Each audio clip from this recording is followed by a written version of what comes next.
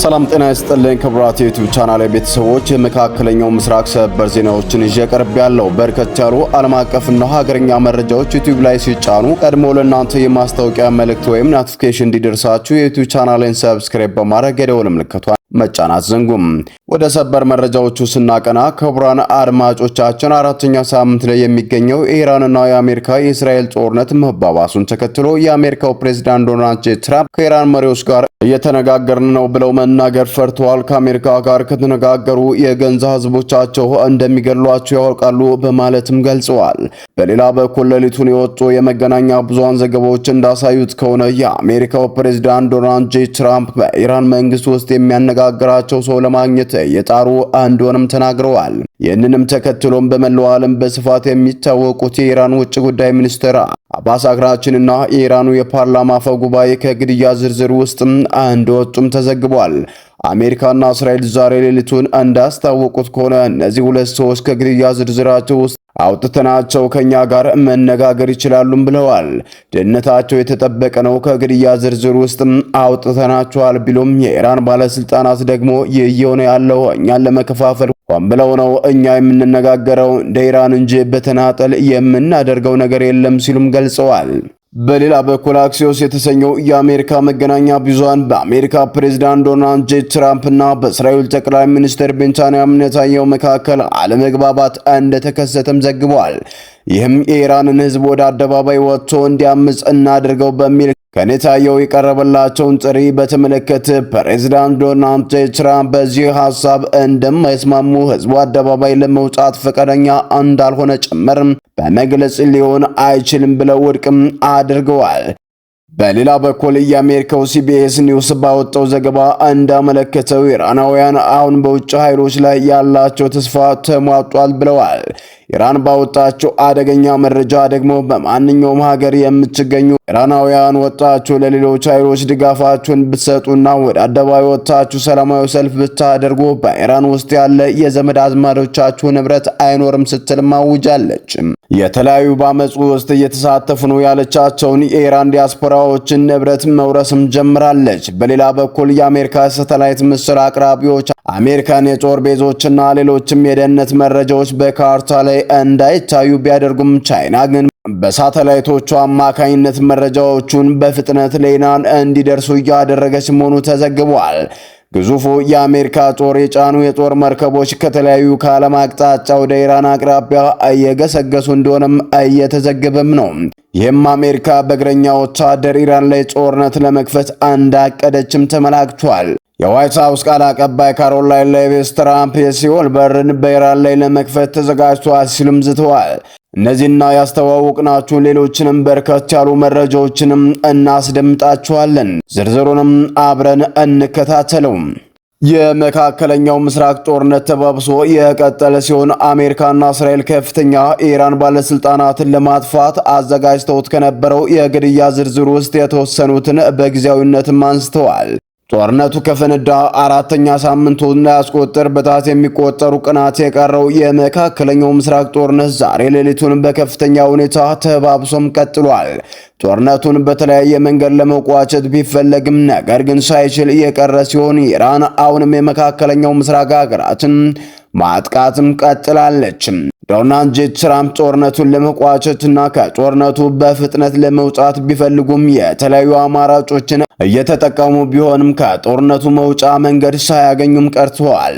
ትራምፕ ከኢራን ጋር እየተደራደርኩ ነው ቢሉም ነገር ግን ምንም አይነት ድርድር እየተካሄደ እንዳልሆነ የገለጸችው ኢራን የቀረበልኝንም የድርድር መነጋገሪያ ነጥብም ውድቅም አድርጋለሁ ማለቷም ይታወቃል። ዶናልድ ጄ ትራምፕና የእስራኤል ጠቅላይ ሚኒስትር ቤንጃሚን ኔታንያሁ በመነጋገርም በኢራን መንግስት ውስጥ ካሉ በተለይም ደግሞ በመላው ዓለም በስፋት የሚታወቁት ከኢራን ውጭ ጉዳይ ሚኒስትር አባስ ዘርጋጅና ከጥቂት ባለስልጣናት ጋር ለመነጋገር እየሞከሩ ሲሆን ይህንንም አስመልክቶም ዋል ስትሪት ጆርናል የተሰኘው የዜና ወኪል ዛሬ ሌሊቱን ባወጣው ዘገባ አሜሪካና እስራኤል ከፍተኛ የኢራን ባለስልጣናትን ለማጥፋት አዘጋጅተውት ከነበረው ግድያ ዝርዝር ውስጥም በመላው ዓለም በስፋት የሚታወቁትና ጦርነቱ ከተጀመረ ጊዜ ጀምሮ ተከታታይ መግለጫ በመስጠት የሚታወቁት የኢራኑን ውጭ ጉዳይ ሚኒስትር አባስ አርጋጂንና የኢራኑን የፓርላማ አፈ ጉባኤ መሐመድ ባጋርን ጊዜያዊነት ከግድያ ዝርዝር ውስጥም አንስተናቸዋል ሲሉም ተናግረዋል። ይህ ከ4 እስከ 5 ቀናት ብቻ የሚቆይ አጭርና ድንገተኛ የእፎይታ ጊዜ ለሁለት ባለስልጣናት የሰጠነው ከኛ ጋር እንዲነጋገሩና ነገሮችን በሰላማዊ መንገድ ለመፍታት እንዲነቃቁም ነው ብለዋል። ምንም እንኳን ትራምፕ ከቀናት በፊት ተናግረዋቸው በነበሩት ተከታታይ መግለጫዎች ላይ ከኢራን ጋር መልካም ግንኙነት እያደረግን ነው፣ ድርድሩ እየተቋጨ ነው ቢሉም አሁን ግን ከኢራን መንግስት ውስጥ የሚያናግሩ ሰው ማግኘት አለመቻላቸው አመላካችም ሆኗል። የዛሬ ሌሊቱን የዎል ስትሪት ጆርናል እና ሌሎች አሜሪካ መገናኛ ብዙሃን ይዘውት የወጡት ዘገባ የፈረንሳዩ የዜና ወኪል የሆነው አጃንስ ፍራንስ ፕሬስ ኤኤፍፒ ዛሬ ሌሊቱን ባወጣው ዘገባ እንዳመለከተው ዋይት ሃውስ የከረረ ሁኔታ ላይ ደርሷን ሲሉም ያመላክታል። የአሜሪካው ፕሬዝዳንት ዶናልድ ጄ ትራምፕ ለሪፐብሊካን የኮንግረስ አባላት ባዘጋጁት የዛሬው ሌሊት ግብዣ ላይ ኢራን በሰላም ድርድሩ ላይ እየተሳተፈች ነው፣ ከኢራን መንግስት ውጭ የተወሰኑት ከኔ ጋር እየተነጋገሩ ነው ያሉትም ትራምፕ ነገር ግን ይህንን በአደባባይ ለማመን ይፈራሉ። ምክንያቱም እንዴት ከአሜሪካ ትነጋገራላችሁ ተብለው በገንዛ ህዝባቸው እንገደዳለን የሚል ፍርሃት ስላለባቸው ይህንን መናገር አይፈልጉም እንጂ ከኔ ጋር እየተነጋገሩ ነው ሲሉም ዳግም ፕሬዝዳንት ዶናልድ ጄ ትራምፕ ዛሬ ሌሊቱን ተናግረዋል። የፕሬዝዳንቱን ንግግር ተከትሎ የዋይት ሃውስ ቃል አቀባይ ካይሎን ሌቪትም በዋይት ሃውስ በሰጡት መግለጫ እንዳሉት ኢራን በጦርነቱ መሸነፏን አምና የሰላም ስምምነቱን የማትቀበል ከሆነ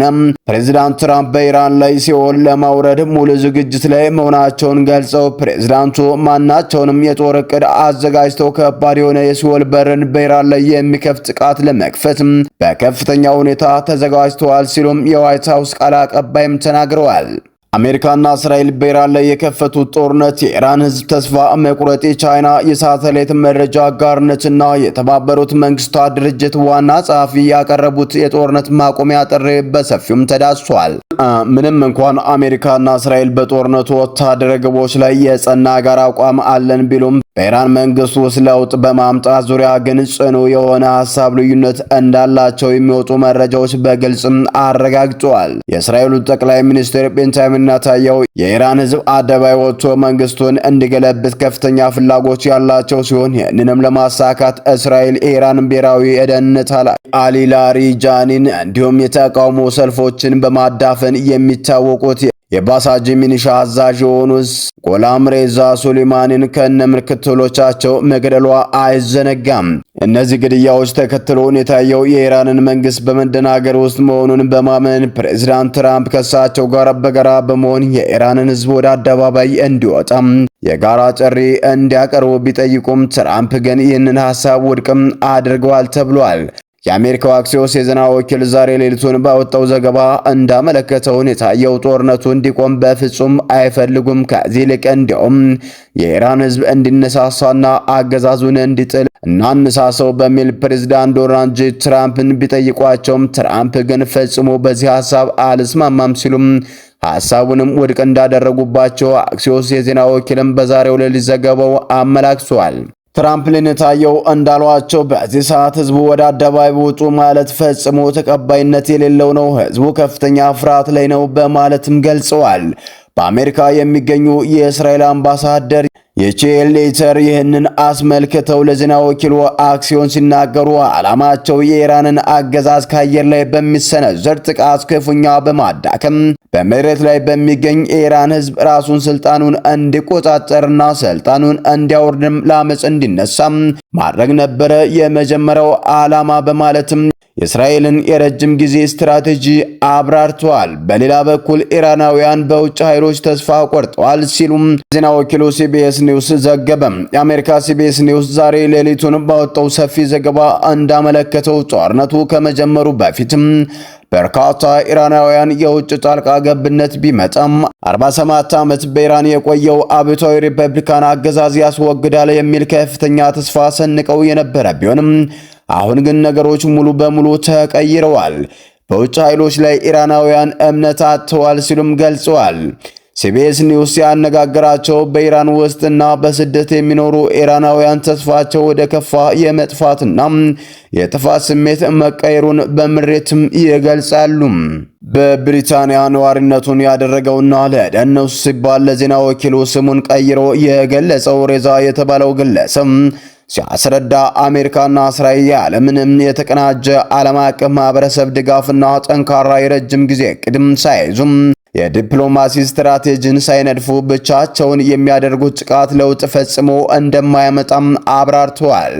አክሎም ኢራን የትራምፕን ግልጽ የሆነ ስትራቴጂ ከማጣት በመጠቀም በሆርሙዝ ስትሬት በኩል የዓለምን ኢኮኖሚ ለማነቅ ተጠቅማበታለች ብለዋል። በኢራን ውስጥ የሚኖረው ደግሞ አሚር በበኩሉ ጦርነቱ ነጻነት ያመጣል ብለው አስበው የነበረ ዜጎች አሁን ላይ በአስቸኳይ የተኩስ አቁም እንዲደረግላቸው የተማጸኑ መሆኑንም ተናግረዋል።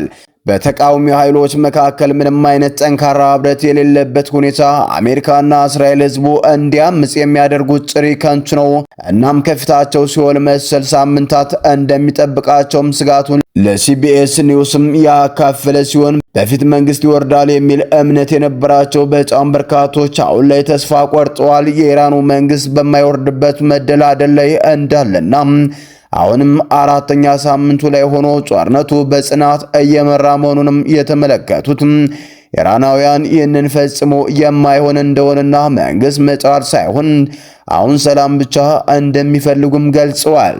ይህ በእንዲህ እንዳለ አሜሪካ በከፍተኛ ቁጥር ወደ መካከለኛው ምስራቅ ወታደሮቿን እያስጠጋች ሲሆን የቻይና ሳተላይቶች አደገኛ መረጃዎችን አጋርተዋል።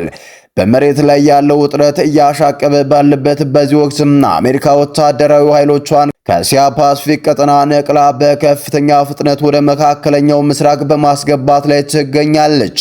ሚዛር ቪዥን የተሰኘው የቻይና አርቲፊሻል ኢንተለጀንስ ኩባንያ ዛሬ ሌሊቱን ይፋ ባደረገው የሳተላይት ምስል 844 ጫማ ርዝመት ያለውና ከ2000 በላይ መሪን ወታደሮችን እንዲሁም እጅግ ዘመናዊ የሆኑ F-35 ቢ ተዋጊ ጀቶችን የሚጭነው ዩኤስኤስ ትሪምፕል የተሰኘው ግዙፉ የአሜሪካ የጦር መርከብ በህንድ ውቅያኖስ ዲያጎ ጋርሺያ ደሴት አካባቢ መድረሷን ማረጋገጧንም ከዚሁም ጋር ተያይዞም ዩኤስኤስ ሳንዲያጎ የተባለው ሌላኛው ግዙፉ የአሜሪካ የጦር መርከብ ወደ ቀጠናው በፍጥነት እየገሰገሰ መሆኑንም ሲገልጽም ፔንታጎን ከደቡብ ኮሪያ ሳይቀር ታድ የተሰኘውን የጸረ ሚሳኤል መከላከል አጋዥ በከፍተኛ ፍጥነት መካከለኛው ምስራቅ በማስገባት ላይ እንደምትገኝም ገልጸዋል።